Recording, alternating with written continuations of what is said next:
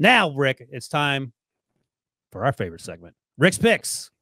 And I will say this has been incredibly popular. Christian Darrisaw and Justin Jefferson, those versions of the Rick's Picks are two of our most popular.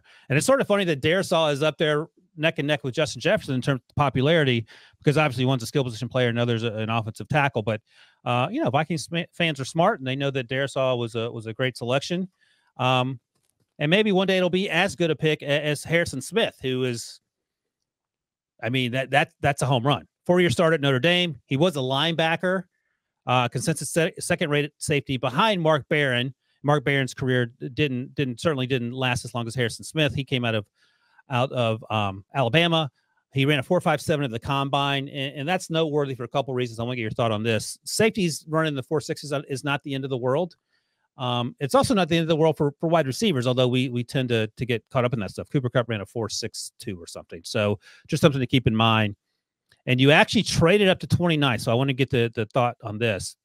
In the 2012 draft is when Harrison was taken. And you get the trade with the Ravens. You sent 35 and 98 to Baltimore. They turned into Courtney Upshaw and Gino Gradkowski. I would say you get the most of that deal. So take us through the process of Harrison Smith, and then throughout the conversation, explain to us if you got nervous there when you decided to move back up to 29. No, this was a totally different scenario than a couple of the other scenarios that we talked about. That year, we didn't have a great season. Our coaching staff coached the Senior Bowl, and Harrison Smith was on our roster for the Senior Bowl. So we got an opportunity to sit with him in all the meetings. Our coaches got an opportunity to coach him for a week. There was no question after we had our personnel evaluations of the kids that we coached at the Senior Bowl that Harrison Smith's intelligence, his work ethic, his knowledge of the game, the copious notes that he took in the meetings during that time were second to none. And the reason why he is such a good, now he would fit into the good football player category. Right. And I believe in Notre Dame, his junior year, he ended up with like 7 interceptions because just like we talked about the kid from Alabama earlier, although I don't think he's in the same class as Harrison Smith. Jordan Battle. Yeah, he had Harrison didn't have as many interceptions his last year as he did his the previous year at Notre Dame. But really stood out to us was the intelligence, especially at that position, because what we found out, and the closer you are to the ball, which means your quarterback, your running back, your center, your linebacker, and your safety, those have to be the smartest guys on the football field for you.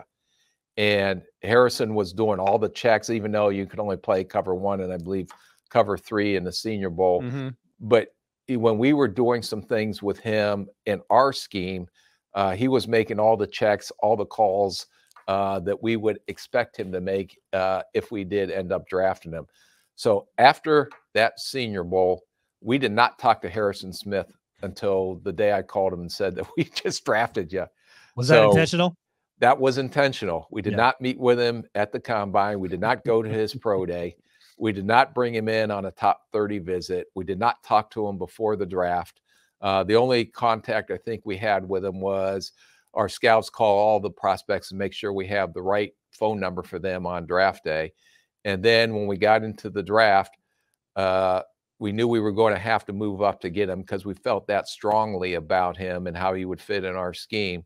And so we end up moving up, picking him in the first round. And when I called Harrison Smith and actually talked to him, I don't think he expected us. I think he was under the impression that we didn't like him at all after the Senior Bowl because we never said another word to him until we ended up trading up and going to get him. But that's what you wanted to happen, because he could be. And Patrick Mahomes has talked about this. I think he talked about it on the Jason Kelce, Travis Kelce podcast about how he actually called Matt Nagy when he was with Kansas City and said, "Hey, I think some team that's ahead of the Chiefs is going to draft me," because they had developed a relationship through the draft process.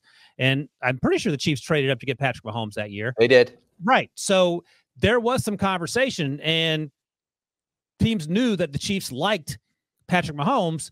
And it worked out well for them, obviously. But you know, if Harrison Smith had said to another team, Team X, hey, by the way, the Vikings have been talking to me for the last 3 months, that may have had an impact.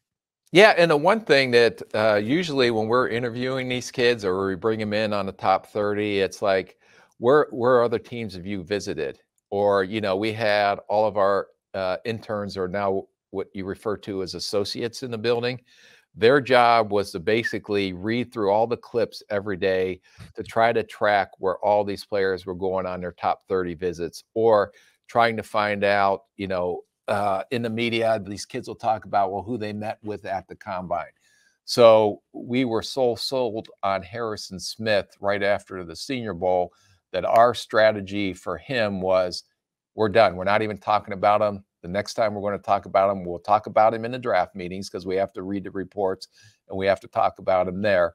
But other than that, we are not going to have any contact with his agent, have any contact with the kid, because we didn't want to tip our hand to anyone. So if someone called Harrison Smith and they said, well, who else has been talking to you?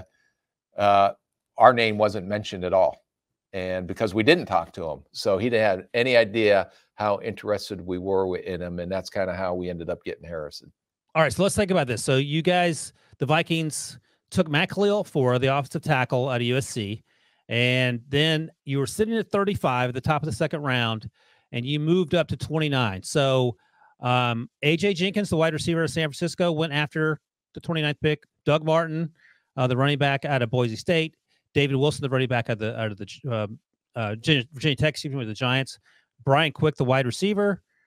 Kobe Fleener, the tight end. And then Courtney Upshaw, who we just mentioned, went at 35. So obviously you were concerned about someone coming up and getting Harrison Smith. Was there a backup plan had you stayed put at 35 and Harrison had been off the board? Do you remember what that was? Or was Harrison going to be the guy? No, Harrison was going to be the guy. We just were sold on him and thought that he was such a unique prospect because of the intelligence and how important that is at the safety position, that we were going to do what we had to do to trade up to get him. And to get him in the first round also was important for us as well because of that fifth-year option. That's it. Okay, that's right. That's a great point. Typically, we talk about that with quarterbacks, but it works for every position. And in Harrison Smith's case, it turns out to be that was a layup. You crushed that one. You've crushed a lot of these Rick's picks. Yeah, you haven't picked any of the Rick's bad picks yet. I'm sure we'll get into a segment of that too. Until season 4, we have so many good picks to get through. So we're crushing it right now.